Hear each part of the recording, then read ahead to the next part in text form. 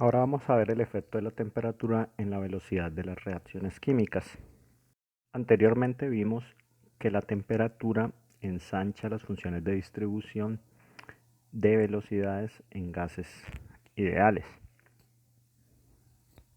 Por lo tanto, su energía cinética también aumentará con el aumento en la temperatura. De esta forma, al aumentar la temperatura tendremos mayor cantidad de moléculas con energías cinéticas que implicarían una mayor energía de colisión y por lo tanto mayor probabilidad de reaccionar con otra entidad. De esta forma, la experiencia nos ha mostrado que las reacciones homogéneas generalmente aumentan su velocidad de reacción con la temperatura. De hecho, cada vez que se aumenta alrededor de 10 grados centígrados o 10 Kelvin, el radio entre la constante cinética a la temperatura más 10 sobre la constante cinética a una temperatura dada, generalmente ese radio da entre 2 y 3 y ese se le llama generalmente el coeficiente de temperatura. La primera relación matemática entre constante cinética y temperatura fue dada en 1878 por John Hood cuando estudió la oxidación de hierro en el sulfato ferroso con clorato de potasio catalizado por ácido sulfúrico. Esta ecuación fue obtenida de manera empírica. En 1884 Van Hoff sacó la relación entre la variación de la constante de equilibrio en función de la temperatura y aplicó esta ecuación para una reacción simple que se encontraba en equilibrio, obteniendo una expresión similar igual a la que conocemos como la ecuación de Arrhenius. En 1889, Svante Arrhenius le dio significado físico a esta ecuación al aplicarlo a diferentes sistemas reaccionantes, dando una interpretación al factor preexponencial y a la energía de activación. De esta forma vamos a considerar un sistema reaccionante A que genera un producto C que se encuentra en equilibrio. Hay una constante cinética para la reacción directa que vamos a llamar K1 y una constante cinética para la reacción inversa que vamos a llamar K-1.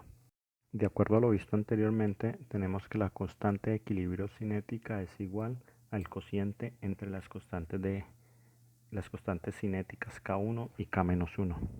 Ahora utilizamos la ecuación de Van Hoff que relaciona la constante de equilibrio cinética en función de la temperatura, quedándonos la expresión derivada de el logaritmo natural de K1 sobre K-1 sobre dt, que va a ser igual a la energía para la reacción A menos la energía para la reacción C sobre RT cuadrado. EA y EC lo vamos a tomar como las energías mínimas que necesitan. Para EA, la energía mínima que necesita A para poder desenlazar en el producto C.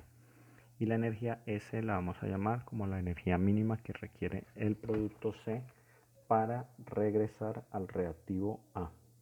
Esta ecuación la podemos separar en dos ecuaciones que relacionan tanto la constante cinética K1 como la constante cinética K-1, ambas iguales a sus respectivas energías sobre RT cuadrado más una constante Z. Dicha constante Z la podemos igualar a 0 y podemos ampliar estas expresiones para una reacción sencilla del tipo A que genera un producto B. En ese caso, el diferencial sería diferencial del logaritmo natural de K sobre dt igual a E sobre RT al cuadrado. Al integrar esta ecuación tenemos que el logaritmo natural de K es igual a E sobre RT más una constante de integración que vamos a llamar Z', la cual la podemos reorganizar tal como lo hizo Arrhenius en K igual a un factor preexponencial por E menos E sobre RT. De esta forma, Arrhenius aplicó esta ecuación para una serie de reacciones en las cuales encontró que la constante cinética tendía a aumentar con la temperatura.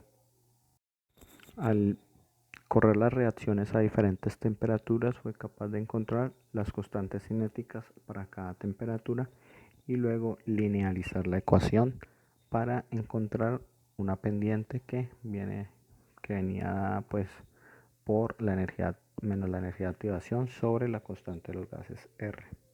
La ecuación de Arrhenius hoy en día se utiliza para tiene muchas aplicaciones. Entre ellas, entender de que los procesos cinéticos pueden aumentar o disminuir su velocidad en función de la temperatura y por lo tanto uno puede controlar el movimiento de ciertos sistemas moleculares. Por ejemplo, en esta imagen mostramos la rotación de un enlace sencillo que permite la formación de dos enlaces de hidrógeno con un átomo de oxígeno y un átomo de nitrógeno.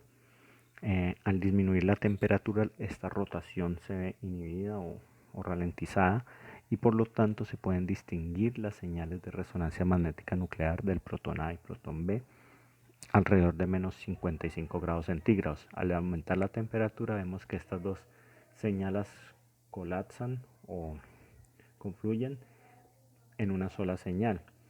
Eso nos da el disminuir o aumentar la temperatura nos permite conocer cuál es la temperatura que llamamos de coalescencia y por lo tanto la velocidad a la cual rota el enlace sencillo. En otras palabras, la constante cinética de rotación de un enlace.